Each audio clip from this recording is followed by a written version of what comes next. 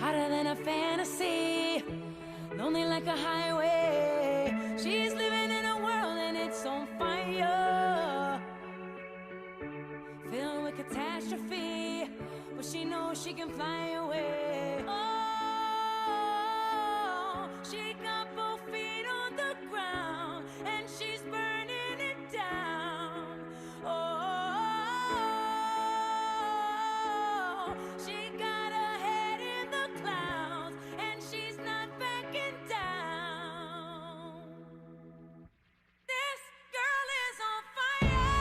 KBLA Talk 1580. We are broadcasting live from Dulans on Crenshaw. And we have quite a nice crowd in here. Thank you all. Molly Bell, straight out of Compton, is here, the queen of Compton. We are truly blessed. And as I've said, we are covering lots of different areas of your life today. Our lives, the state of black women in LA. I'm being joined right now by a scholar. She is a professor in the Africana Studies Department at Cal State Northridge. And she's got her PhD in African American Studies from Temple. She has worked with the LA City Reparations Advisory Commission and was a big part of putting together the comprehensive report that they did. Dr. Marquita Gamage, welcome. Thank you. Thank you. And so glad to see you here. I am pretty sure that Heavenly Hughes is probably stuck in traffic because she's coming all the way from Altadena. And we big love for Dr. Gloria Morrow, who came from very far to be here with us this morning. But sitting in and clutching, I'm so happy she's here. We have an education thing going on right now. Mm-hmm. She is a school board member representing District 1 for the LA Unified School District. She's a mama, and she is a longtime community advocate. Shirlette Hendy Newbill, welcome. Thank you. Great to see you again. Yes. How was the jobs thing? It was amazing and a great turnout, and the information will be there for many to see ongoing. So yeah, school board member Hendy Newbill just did a jobs event connecting our students with the jobs of the future and ourselves with the jobs of the right now future. Yes. And that's part of the snapshot of black women in LA is do we have the opportunities that are going to stick around, that are not going to be taken over by AI, that we can continue to feed our families and hopefully afford to live in this rather costly city. Yes. And county. Exactly. Exactly. So just tell people real quick how to connect, with those resources and that project that you have. So we are working with career technical education and allowing our students to be able to have pathways to education as well as opportunities for tomorrow. And so through our office, and Dream It, Achieve It is one of the programs that we highlighted at this event that she's referencing, where we talked about careers that are for the future and where obviously AI is not going to take over. We're in the health profession, in hospitality, where we are right now, culinary arts. These are professions that are not going to be taken over by AI, but yet our educators are preparing our students for that, for the next generation. That's amazing. Normally in the second hour of my show, I focus on Fridays always on reparations. We call it Freedman Friday. You know it well. You've done it. You have appeared on it. We've been doing it for 2 years. It's become one of our most popular hours of the week. And we're obviously preempting that today, but I was so glad that you would be able to be here to bring the reparations focus into the spotlight. We had an historic moment this week at the United Nations where they adopted a resolution brought forth by Ghana that named the transatlantic slave trade as the gravest crime against humanity. Why or how is that significant? Oh, it's incredibly significant because it puts on notice not just the U.S., but all nations in their participation and contribution to the enslavement and colonization of African people in the continent of Africa. What it pinpoints is that we are collectively responsible for reparations and restorative justice as well. And so we really appreciate that important step forward because it's a human rights issue that has impacted generations and has continued to lead to structural racism as well. And that, I mean, I was kind of embarrassed that the United States was one of three nations that voted against this, especially since the United States, arguably one of the largest slave trading nations in the whole entire world. The United States, Argentina, and Israel voted against it. A bunch of people abstained, including the UK. But what this means is that this is the General Assembly, so this is all the countries in the whole wide world. So when we bring it back to the state of black women in LA, California in general and Los Angeles in particular have been leaders of this movement for reparations, correct? Yes. Put those frames together for us. Well, it's interesting, but not surprising that the U.S. would vote against this type of resolution moving forward, because the U.S. has failed to take full responsibility or any real accountability for its role in the transatlantic slave trade, but also in its continued injustices against African people in this country. And yet it benefited significantly from it. I mean, every foundation, whether it's medicine, whether it's education, housing, the economic infrastructure of the U.S. is built on the backs of black people in this country, and that largest started in enslavement, but it continues to this day. And so we are making significant progress, we hope, in the state of California, but in Los Angeles by conducting these studies, documenting the historic harms. And what we found is that not just black people, but black women in particular have been significantly impacted by compounded inequities and injustices that are structural and intersect at race, gender, class, and place. Where you live in Los Angeles, where you reside, where you work has a significant impact on your quality of life, whether that's exposure to pollution, whether that is chronic stress environments, for example.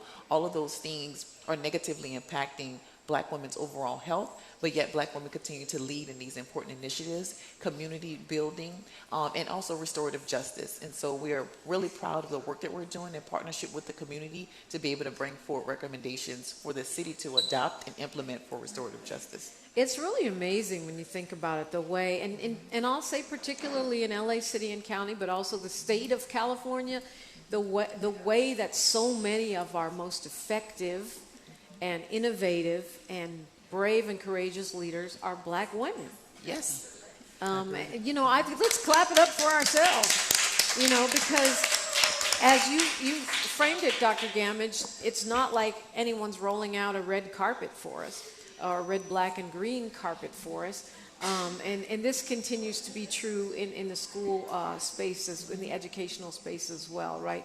It is. It is definitely. I mean, we have, adopted what we're calling our Black Student Achievement Program, which highlights that for many of our students that normally typically would not get the resources and the investment to be able to see the turn back now.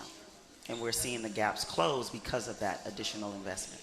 And the thing about that is that it seemed against all odds because of this anti-DEI moment, and I call it a moment because it's not the law, and because of what is seemingly pushback on anything that benefits black people in any way, form, or shape anywhere.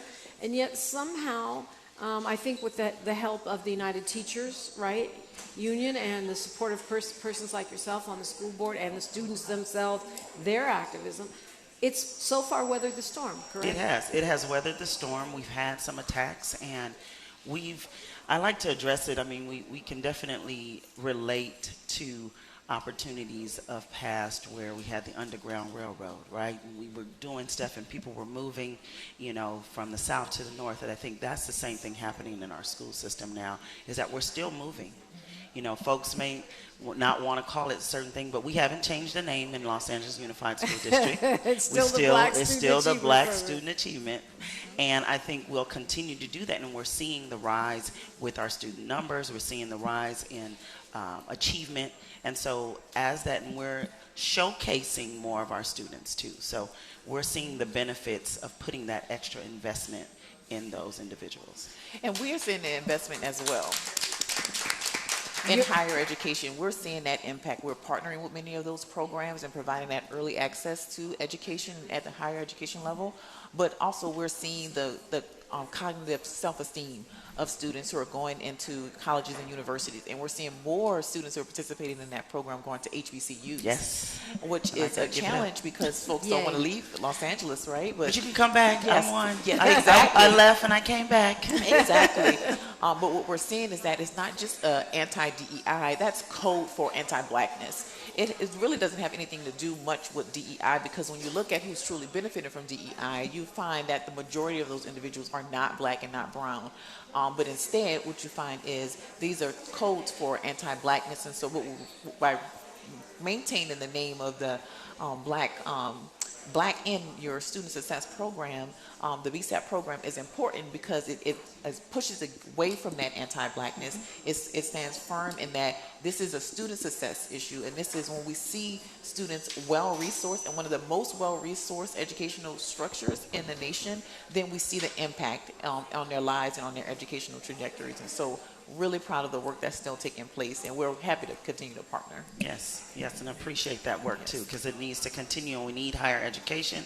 We need our students to see ourselves as well in higher education. Yes. And I was really thinking when that first attack came that BSAP, the Black Student Achievement Program, was going to perish. I said it on the radio, they're all lives mattering, our Black Student Achievement Program, just because some PTA mamas from some red state decided to attack our state, and it seemed like people were going to cave. It seemed like the district was going to cave.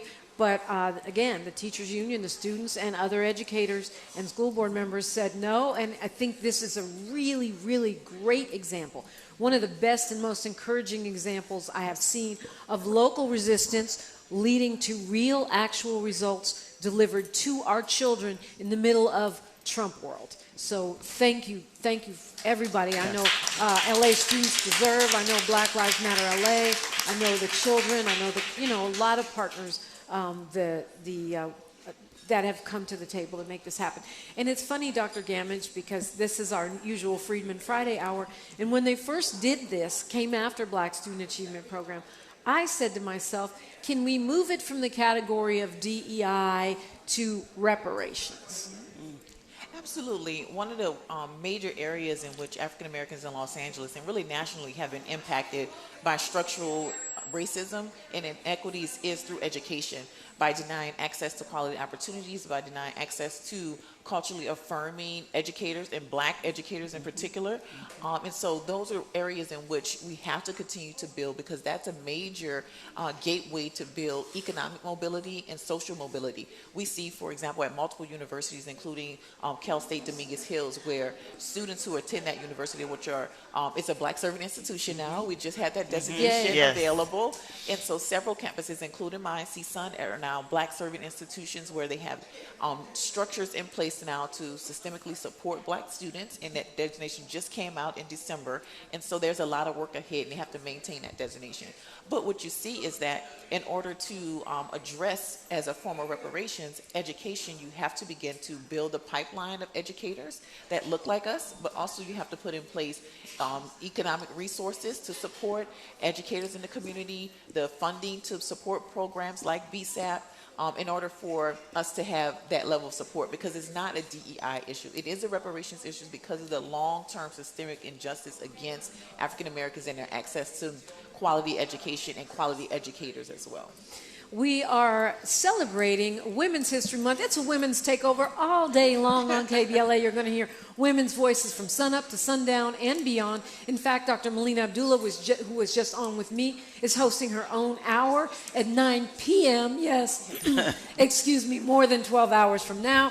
And Santita Jackson, the daughter of Jesse Jackson, will be coming on right after we get off the air at 9 p.m. Amanda Seals, Attorney Dion Raymond, Attorney Angela Reddick Wright, Angelique Francis, and so many more of our great KBLA hosts will be stepping to the mic. The women have taken over the building. Right now, though, we're having a little breakfast, and you're welcome to join us live from Dulans Soul Food on Crenshaw, the state of Black women in LA, at KBLA Talk 1580.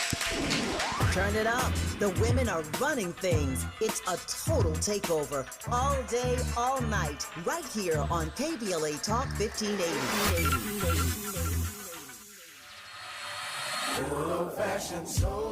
Where you eating at? Hi, I'm Greg Dulans, inviting you to a special celebration of Women's History Month. Join KBLA Talk 1580 for its annual symposium, The State of Black Women in LA. Broadcast live from Dulans Soul Food on Crenshaw, Friday, March 27th, 6 a.m. to 9 a.m., moderated by Dominique Diprima. And yes, breakfast is just $15.80. Come get fed twice. Your stomach and your mind will thank you.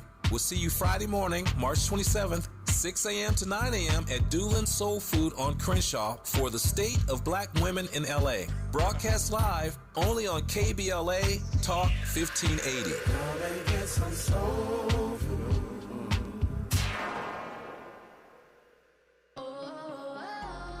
My perfect day has sand, salt, water, and friends. But my moderate to severe plaque psoriasis can take me out of the moment. Now I'm all in with clearer skin thanks to Skyrizi. Risankizumab Riza, a prescription-only 150 milligram injection for adults who are candidates for systemic or phototherapy. With Skyrizi, most people saw 90% clearer skin, and many were even 100% plaque-free at 4 months. Skyrizi is just 4 doses a year after 2 starter doses. Don't use if allergic to Skyrizi. Serious allergic reactions, increased infections, or lower ability to fight them may occur. Before treatment, get checked for infections and tuberculosis. Tell your doctor about any flu-like symptoms or vaccines. Thanks to Skyrizi, there's nothing on my skin, and that means everything. Ask your doctor about Skyrizi, the #1 dermatologist-prescribed biologic in psoriasis. Visit skyrizi.com or call 1-866-SKYRIZI to learn more. Yeah, y'all, come on. At KBLA Talk 1580, we fight the power every day. Yeah, gotta give us what we want. Gotta give us what we need. Hey. I listen to KBLA and I love the commercials. I know what the commercials mean. I also, if I'm looking and trying to figure something out, I need something to talk to me that might hit me. And it happens on TV because, you know, every time they show a sporting event, they got the pharmaceutical companies back to back telling people how to fix the sickness on the same stuff that they sell them. So we get it. Yep, we get it too, Chuck D. And that's why at KBLA Talk 1580, we don't black down. Drop it. Our freedom of speech is freedom of death. We got to fight the powers that be. Fight the power. Fight the power. The conversation continues right now with Dominique Diprima on First Things First. We are live from Dulans on Crenshaw. All kinds of great people are in the building. This has been such a fantastic morning already. Real quick, we want to, Chanel is with Molly Bell, straight out of Compton. And guess who else is over there? Professor Dr. Melina Abdullah. We want to lev up on the Queen of Compton for a moment. I want to say something. Reparations in memory of our ancestors. All of you know that the struggle continues, but always to God be the glory. West Side! Yes, indeed. And Dr. Abdullah, you have a little something to say. It's great to be here, and I thank Dr. Melina Abdullah for doing this. I thank Dominique. I don't know where Dominique gets all of her strength. I don't see how you do it, and you look beautiful. Thank you. Let's give her a round of applause. Oh, you're so kind, Molly Bell. Well, look, are we ambushing you with some love this morning, Molly Bell? Dr. Melina Abdullah? Sure. We, 2 years ago, honored Molly Bell as one of our Black Divine Women, recognized all over the world for her tremendous work, for the model that she is. And it took us some time to get a gift together to honor her sufficiently. But we have a gift, a custom-made leather purple bag that says Black Women Are Divine, and it has her name on it. And we just want to honor you for all of the work that you do for our people, for the way that you model for us what Black women's leadership and love for community looks like. And so we honor you today, Sister Molly Bell. Give some love to Molly Bell, straight out of Compton. And we're so glad you could be Melina here. Abdullah, because everybody knows when we fight, we win. All right. See, everybody know everything that you say. We keep up with it. All right. Thank you, Dominique. Thank you so much, Molly Bell. I'm glad we could have this beautiful moment. What a way to celebrate Black History Month. Continuing our conversation here School board member Charlotte Hendy Newbill has been kind enough to step up in the clutch. See, that's that sports background that you have. We say, put her in, coach, put her in. Yes. And we have Dr. Marquita Gamage. Shout out to Khanza Muhammad. I was about to say Friday Jones. The reparations peeps are in the house for our Freedman Friday Hour. Dr. Gamage, we just talked about the UN acknowledging this resolution coming out of Africa, and there has been some confusion, I think, and some division, right, within our reparations movement, which we could say the official start of it was in California, I'm proud to say, because some folks felt like Africans were trying to take the reparations from African Americans. Does it seem like this resolution may put that worry to bed? I think so, but also not just the resolution, but also the research shows that while Africans may be first generation, second generation, third generation here in the U.S., in the state of California, the research shows, and well-documented research, that being black in Los Angeles alone is their qualifier to experience systemic injustice and racism. And while certain groups of black Americans have greater success in Los Angeles, we find that policing, for example, does not know your generational status, does not know your ancestor status, for example. Inequities in healthcare does not know your ethnic origin.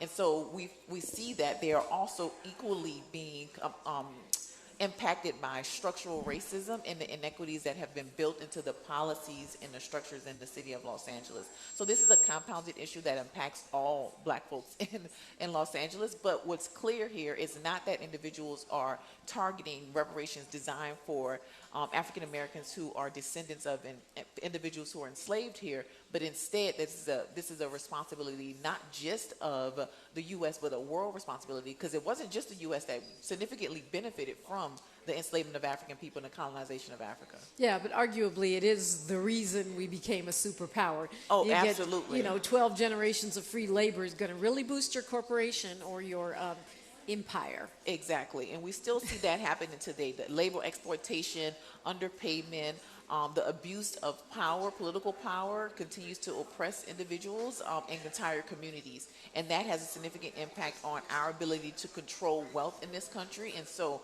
the power of wealth has a major impact on the very presidency that we see today, right? Yeah, don't get me started. But I do think that, it's powerful that this is happening in this moment in history. Absolutely. Right? And I felt listening, I was reading that whole resolution yesterday, and I felt that it was kind of like Africa as a continent and Ghana as a country standing up for black people, like we were their citizens, just like China stands up for Chinese Americans and Japan is the backup to Japanese Americans. It was like, oh, Ghana going to stand up here and act like they're our home country. Yes, Ghana has been doing a lot of great things with being able to welcome back African Americans with citizenship opportunities, with the support around reparations, and saying that this is a great injustice and this is a world issue that needs to be addressed, but the U.S. has to take accountability for its continued oppression of African Americans. And when you heard that guy, I'm short on time, so I'll ask for the Cliff's Notes answer.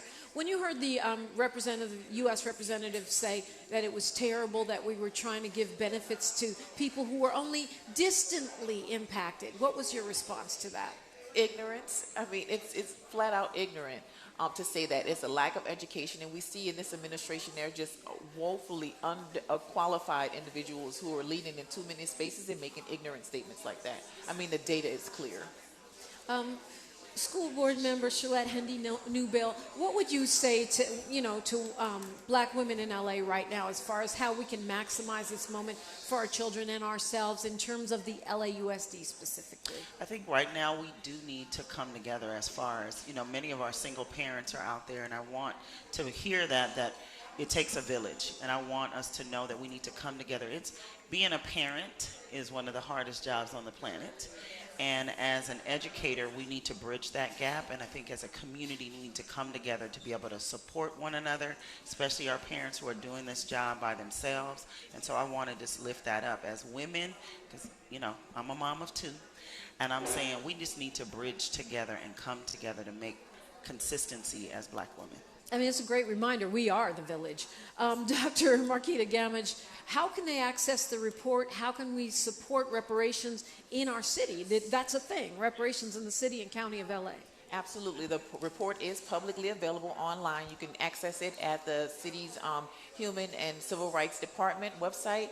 It's readily available. You'll see the recommendations, all the detail, over 400 pages of harms being detailed there.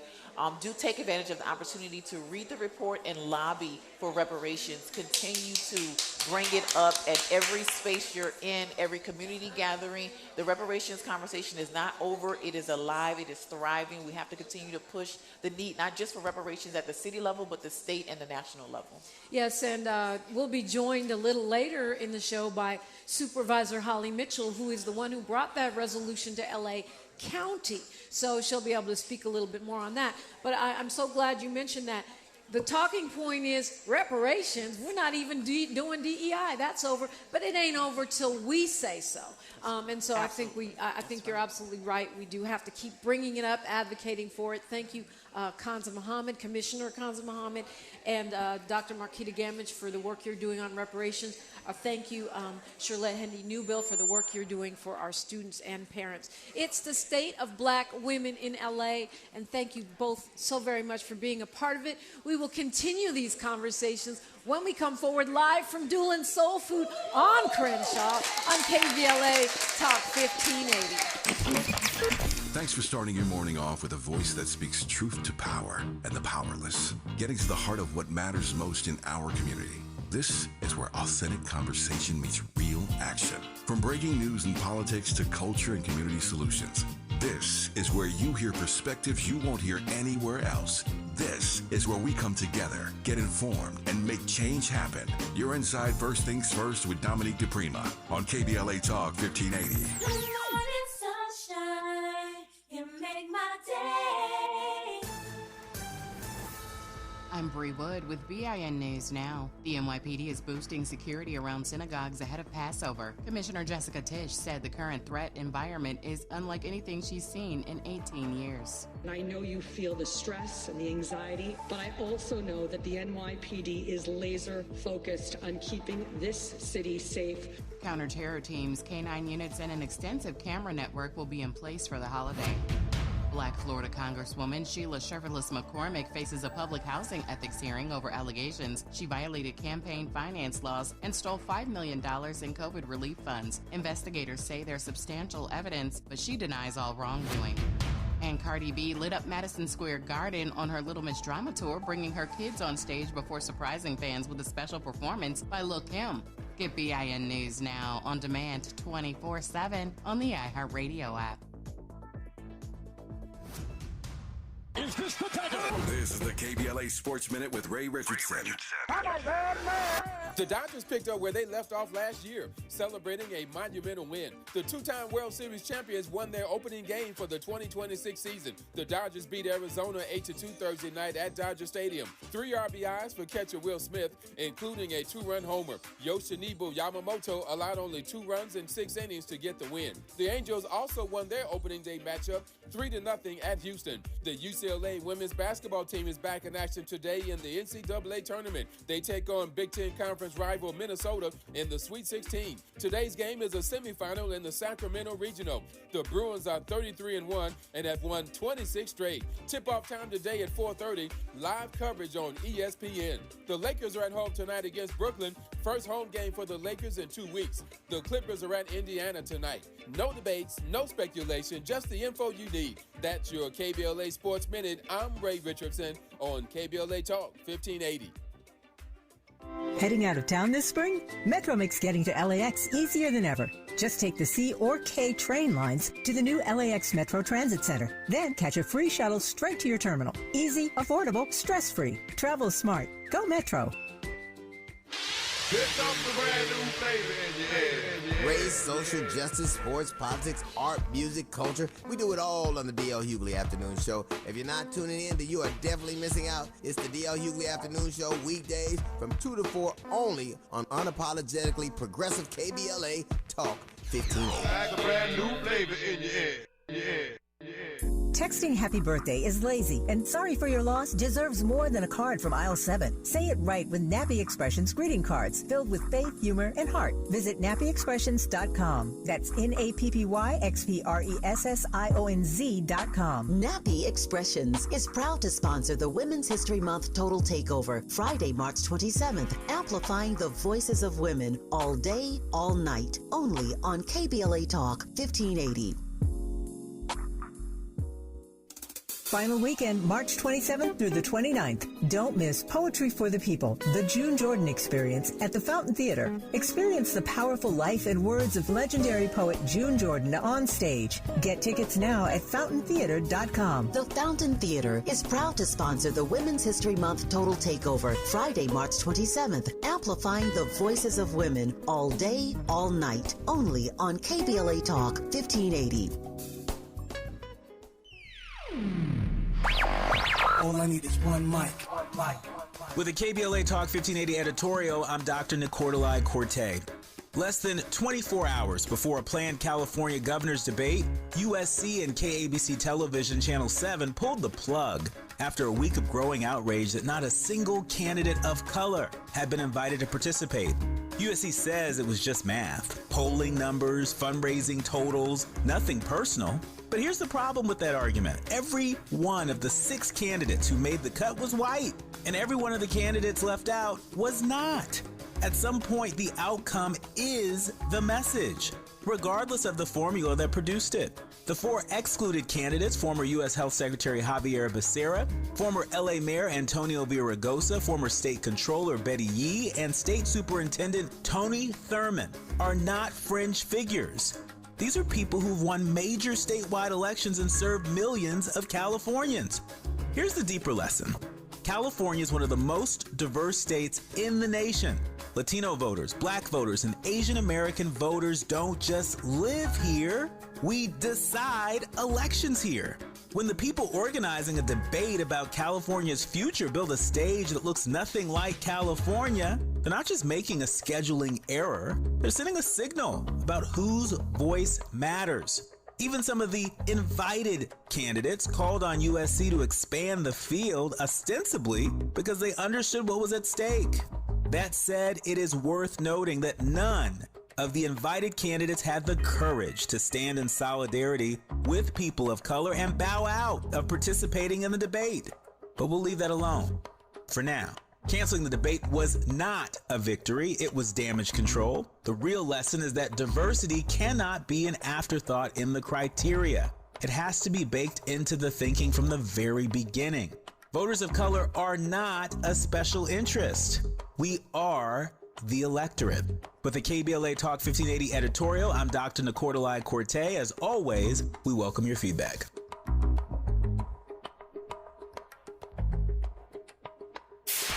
KBLA Talk 1580. We've got a lot to talk about.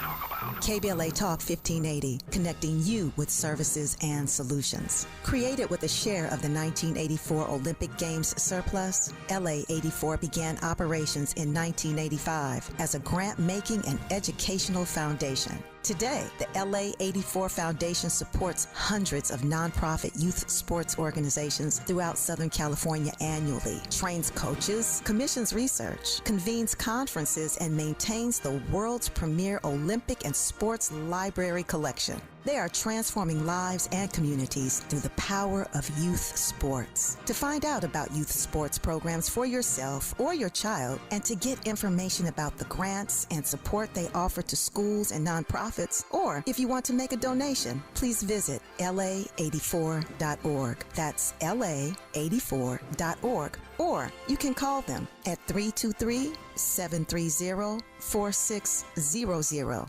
This is a community call to action from KBLA Talk 1580.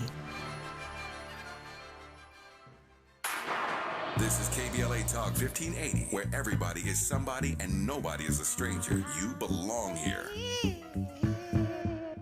You belong here with us on Dulans on Crenshaw. We are broadcasting live. We are breakfasting. We are celebrating Women's History Month with the state of Black women in Los Angeles. And what a powerful group of women we have among us today. We're being joined now by my supervisor. She's supervisor for the 2nd District. She serves on the Board of Supervisors, obviously. She's the daughter of parents who were public servants, a 3rd-generation Angelino, and she leads with quite an understanding of this vital safety net that LA County does provide to millions of families.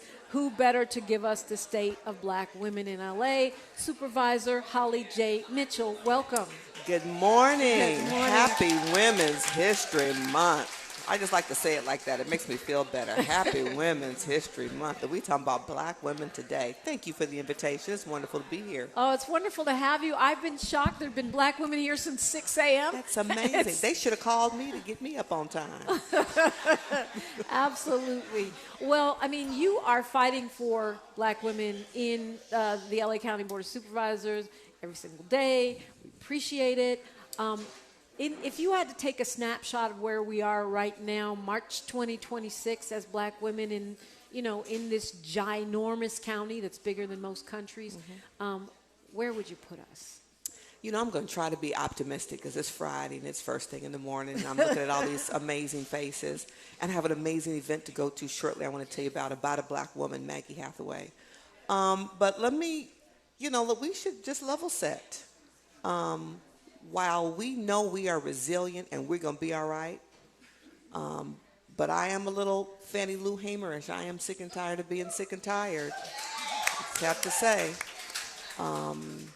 When we think about the impact of H.R. 1, the big ugly bill, the disproportionate impact the federal government actions will have on black women, from the number of black women federal employees who are directly impacted, who are still struggling to find jobs, to the number of black women who are Medi-Cal recipients who will be directly impacted by those cuts, the number of black women who are CalFresh, CalWorks recipients who will be impacted, the number of black women who are impacted by ICE.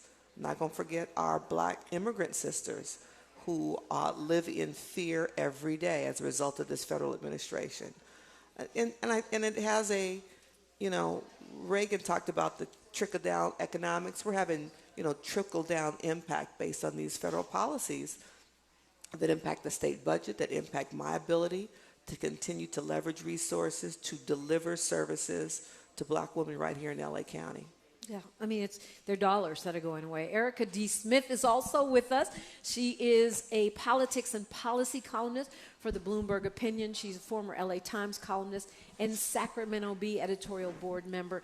You're hearing what Supervisor Holly J. Mitchell is saying. Erica Smith, is it tracking with what you're reporting? Yeah, I'm going to try to be optimistic, like my supervisor as well. Yeah, I mean, I unfortunately, I hear the same thing. I mean, we've seen a record number of black women who are no longer working at the federal government because of the Trump administration's policies. We have a Congress that's kind of, advocated itself from all responsibility and allowed the Trump administration to put forth a lot of these really, disastrous, economically, psychologically, all of these things that really affect black women. But I do think we are, as the supervisor said, we are resilient, and I think that we have a number of black representatives in Congress, including, Sidney Conwalker, who is, fighting a good fight, trying to hold the line for us and for people of color everywhere in the U.S. and in California. And, it's a struggle, but I think, the fight goes on.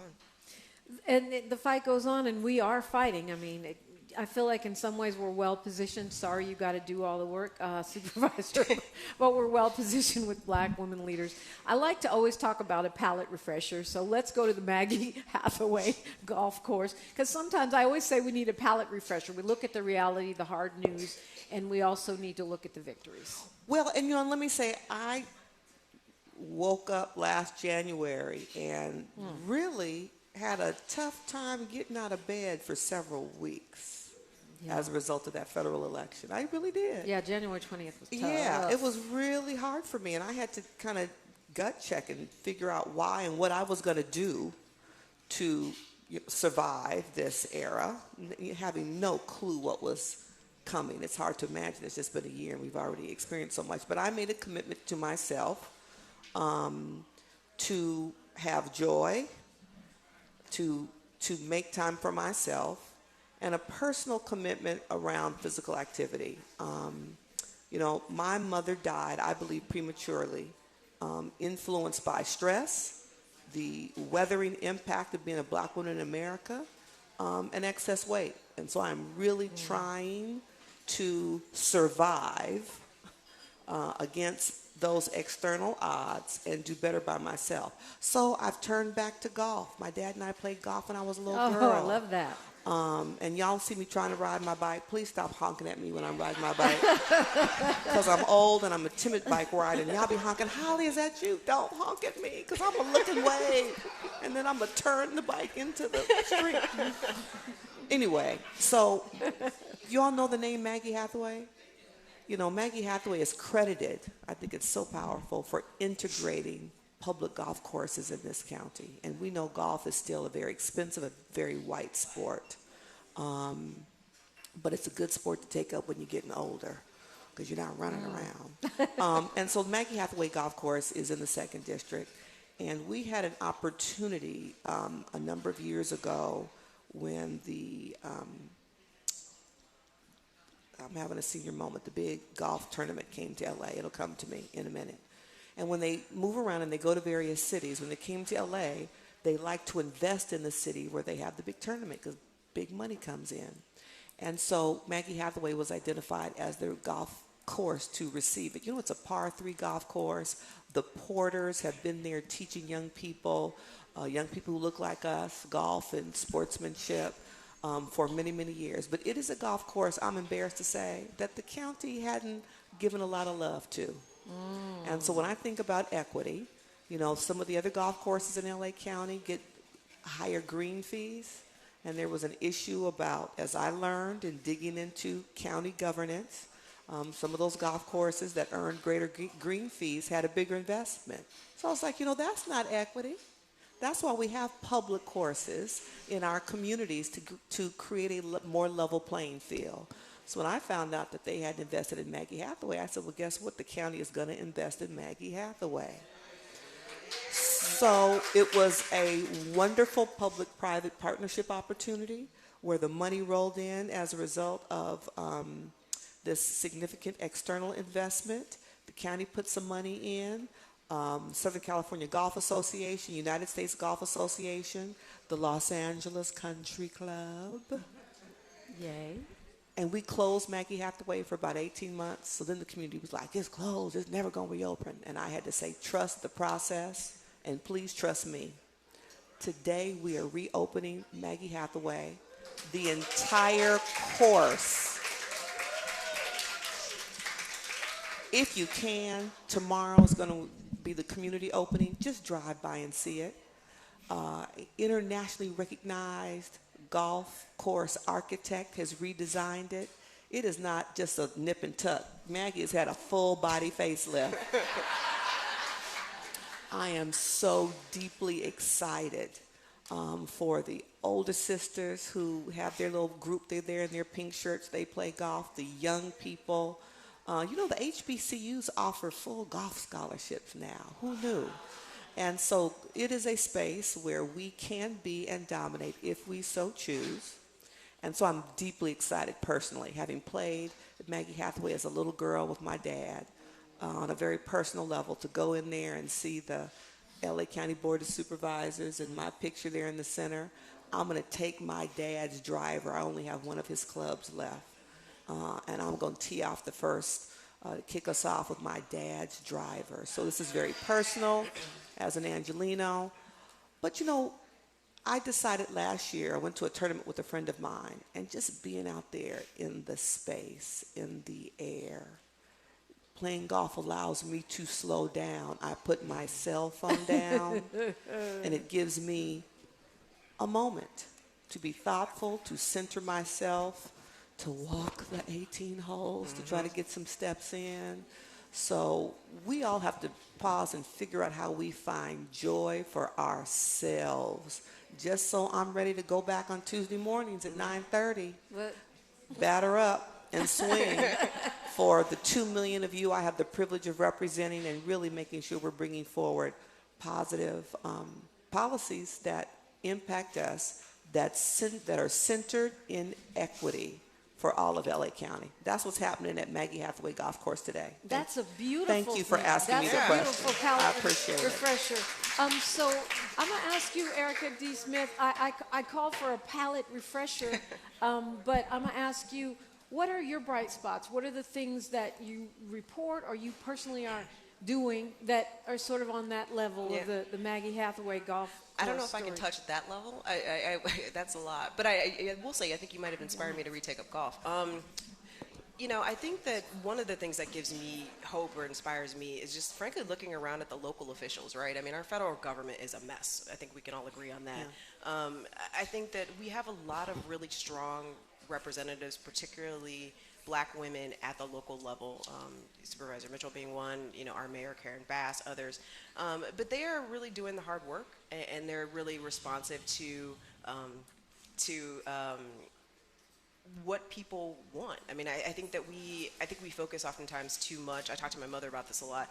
That we focus too much on what Trump's doing and too much on what Congress is doing. And we need to really focus on what's happening around us in our neighborhoods and you know the golf courses and the parks and all of these things that we can really make a difference and frankly make more of a difference in our day-to-day lives. I think. And you know, seeing that we have local officials pressuring our local officials to kind of do these things, finding those folks that really want to be responsive. Those are the things that as somebody who covers politics, I kind of want to cover more of and give me hope and inspire me. And, you know, and LA is so diverse and so vast and we have so many resources and so much ability to do so much good that it's really easy to find those stories here. Can I add something? Of course. It just hit me when you referenced the mayor. The mayor and I serve on the Metro Board. The Metro Board met yesterday. You may see it covered in your news the next day or two. It's 3 black women on the board, myself, Mayor Bass, and Jackie DuPont Walker, who was an appointee of the city. There was a controversial vote yesterday about extending the K-line, actually extending the K-line north. And during public comment, some of our fellow Angelenos said some ugly, hateful things to the mayor, about the mayor, as we sat there and as she's trying to, you know, make tough decisions and bring resources to our community. And just what struck me is we can disagree on policy, but we've lost all sense of civility. The mayor talked about, and it will hopefully, I saw it on Spectrum last night, I hope you'll talk about it, is that there was a video posted on Reddit and IG that encouraged people to call the FBI and gave the phone number to report Jackie DuPont Walker, a private citizen who represents all of you in the Metro Board, the mayor of the city of LA, and your LA County supervisor. You see anything in common between the 3 of us? And the issue is because they disagree with the position, then somehow we're corrupt. Disagreement on a policy decision emboldens people to suggest that you're corrupt and to call the FBI. And the mayor said in the Metro meeting that that's playing with fire. Yeah. To suggest that someone call the FBI, and it was suggested that people dialed the number on the post. So they basically want you to call Kash Patel. Basically. And tell him, I'm not sure what about Holly Mitchell, but, you know, he can bring it. Harass Holly Mitchell. That's basically what they're saying. But I just thought it's important as we talk about black women and all of the statistics that we know that challenge us, that I hope that you hold up black women leaders because there is inevitably a target on our back. And that's problematic. More so than I've ever seen. I mean, yeah, I think we keep us safe also applies to our lawmakers. I'm gonna keep us pivoting a little bit with the palate refreshers. When we talk about future leaders, I know that you have a Girls Empowerment Institute that has a little something to do with the state of black women in LA, which is, you know, nurturing our next generation of leadership, the next Holly Mitchell, the next Karen Bass, the next Sidney Conlager Dove. The next president of the United States or the next whatever she wants to be. Absolutely.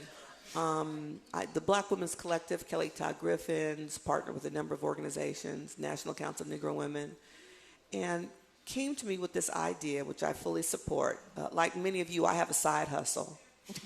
My side hustle happens to be unpaid, but it's a side hustle because it feeds me. I'm the legislator in residence at Mount St. Mary's University. Ah. That creates an opportunity for me just to be in the company of young, emerging college women. Many of them at the Mount are first time in their family to attend college. And it's just to allow them to have proximity to a woman leader today. I remember growing up, and I would read about the Yvonne Brathwaite Burkes and the Diane Watsons, but I was a full-grown woman before I was ever proximate to them.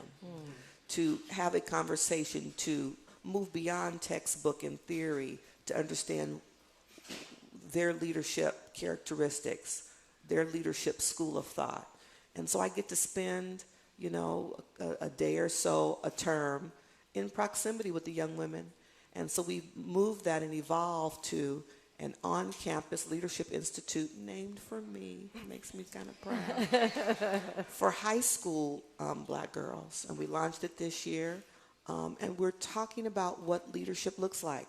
You don't have to be the next elected leader. Right. I need you to be the next school board member, as we have Shirlette here with us. I need you to be the leader in the corporate world, in your child's school, on your block. We need to grow young leaders, for young women to understand what agency looks like and feels like, for them to understand they have a voice and they need to use it for themselves, their families, their communities, all of us. And, for some of our seasoned sisters who've lived through some things, we found our agency because we've lived through some things.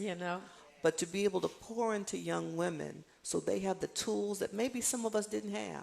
How many of us would finish a conversation differently now than we did 20 years ago if we just had a little more seasoning and a little life and understand that that wasn't right at the job, in the workplace, in whatever setting. So we are pouring into these young ladies and helping them build community amongst themselves. And that's a powerful thing and an important thing. I'm streaming on my Instagram, by the way. I know my YouTube family is used to seeing us all the time, so go to Diprima Radio. We're streaming. We're also live. You can stop by Dulans on Crenshaw and see us, and we're, of course, everywhere else. Erica D. Smith, when you hear this from the supervisor, do you think we're doing a better job as black women? You talk about the state of black women in LA with succession planning. We always hear this critique that we as black women, but also black people in general, do not tee up the next generation. Yeah, I mean, we can always do a better job. I mean, I think that just to say that as a blanket statement, but I think we are doing a better job. I think that there are a group of, and not just in politics and elected office, but I think in general in business and corporate life, I think there are a lot of women who realize, they've gotten to their point in their career and they want to help others. I think that's been more part of the ethos, maybe because we didn't get that when we were growing up, and so we want to provide that to the next generation. And so I have seen more organizations like Supervisor Mitchell's, more boards of, different organizations that are trying to do these things, that are trying to hold events, trying to, do gathering in space. Maybe this is something that one of the positive things that came out of the 2020 period, where people are looking for places to gather and to connect. I hope that's one of the things that continues, in the years to come. But I think that is one of the things also that I think comes from adversity, right? I think that we, as black women, are facing more societal pressure than we have in generations. And I think that there is a need to kind of pull together to kind of figure out what comes next and how we're going to survive this. And I do see that. Yeah, I feel like, if you don't plan the person that's going to take your place, you can never take a vacation. Like, you're stuck for life in your spot. Some of us want to leave sometimes. That's right. I want to go play golf with Maggie Hathaway. And you're going to today, right? So you talk about your Holly J. Mitchell girls, and we're talking about the state of black women in LA specifically.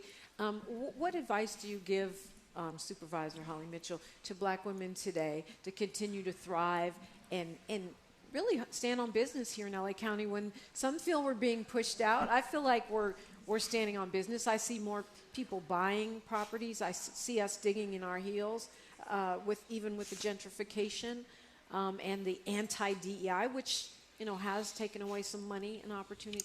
What advice do you have for us as black women in this moment? I love that question, and I always struggle with that question. Yeah. And I think in this space, because it's Women's History Month, I'm looking out at this beautiful audience of my sisters. I think it's okay for us to be a little selfish.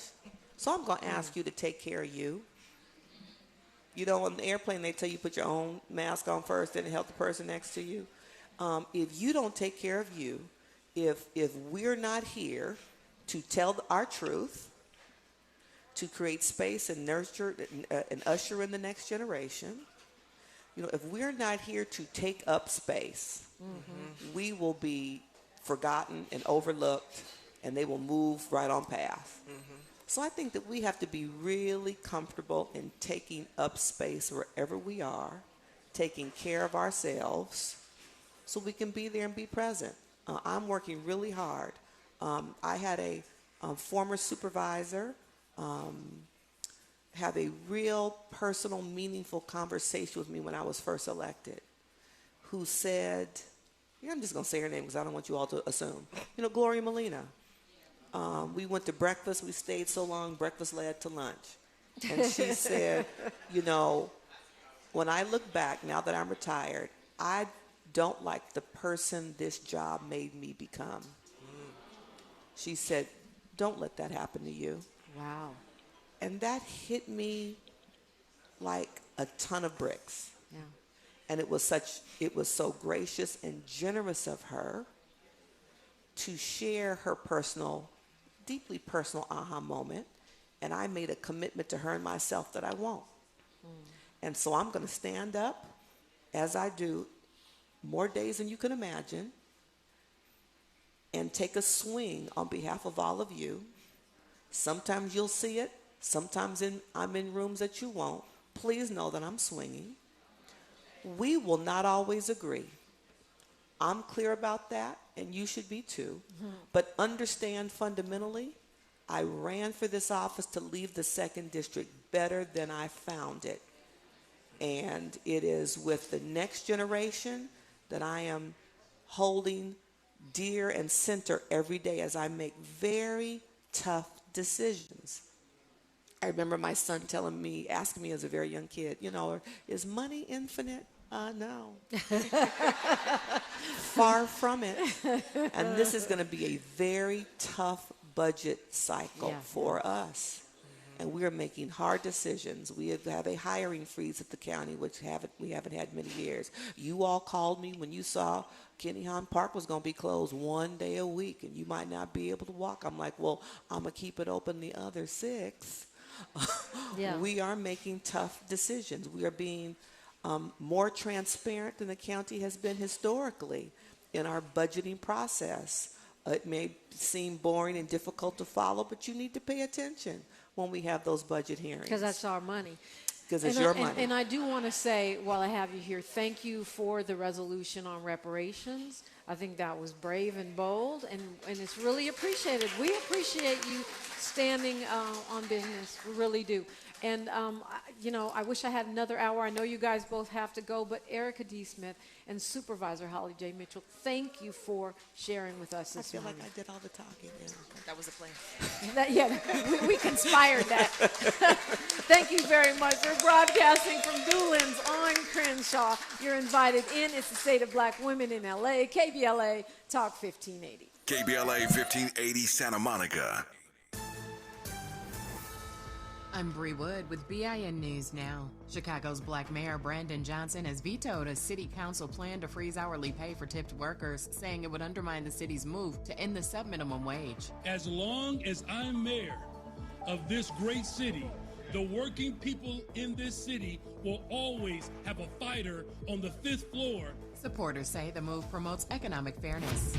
A top Trump housing official has filed 2 new criminal referrals against Black New York Attorney General Letitia James, accusing her of falsifying information on homeowners' insurance applications. James's attorney calls it a baseless political vendetta. And Tamika Tiny Harris says she wasn't bothered by 50 Cent's feud with T.I., but her family was. She told the Tamron Hall show that T.I. King and Damani were upset he dragged her into it, especially after 50 brought up old allegations. Get BIN News Now on demand 24/7 on the iHeartRadio app. Is this the This is the KBLA Sports Minute with Ray Richardson. I'm a bad man. The Dodgers picked up where they left off last year, celebrating a monumental win. The two-time World Series champions won their opening game for the 2026 season. The Dodgers beat Arizona 8-2 Thursday night at Dodger Stadium. 3 RBIs for catcher Will Smith, including a 2-run homer. Yoshinobu Yamamoto allowed only 2 runs in 6 innings to get the win. The Angels also won their opening day matchup 3-0 at Houston. The UCLA women's basketball team is back in action today in the NCAA tournament. They take on Big Ten Conference rival Minnesota in the Sweet 16. Today's game is a semifinal in the Sacramento Regional. The Bruins are 33-1 and have won 26 straight. Tip-off time today at 4:30. Live coverage on ESPN. The Lakers are at home tonight against Brooklyn. First home game for the Lakers in 2 weeks. The Clippers are at Indiana tonight. No debates, no speculation, just the info you need. That's your KBLA Sports Minute. I'm Ray Richardson on KBLA Talk 1580. All the women who independent, throw your hands up at me. This March, we're turning up the volume on the women who changed everything. KBLA Talk 1580 is proud to celebrate Women's History Month, honoring the trailblazers, truth tellers, and game changers who shaped our world, our culture, and our community. From the freedom fighters to the firsts, from the boardroom to the front lines, from the unsung to the unforgettable. All month long, we're celebrating the stories, the voices, and the conversations that remind us that women, Black women, have always led the way. Don't miss a moment. This is our moment. This is our story. Stay tuned to KBLA Talk 1580, Los Angeles' home for the conversations that matter. I'm your girl, you're my girl, we your girls. Won't you know that we love you? Brown skin, you know I love your brown skin. I can't tell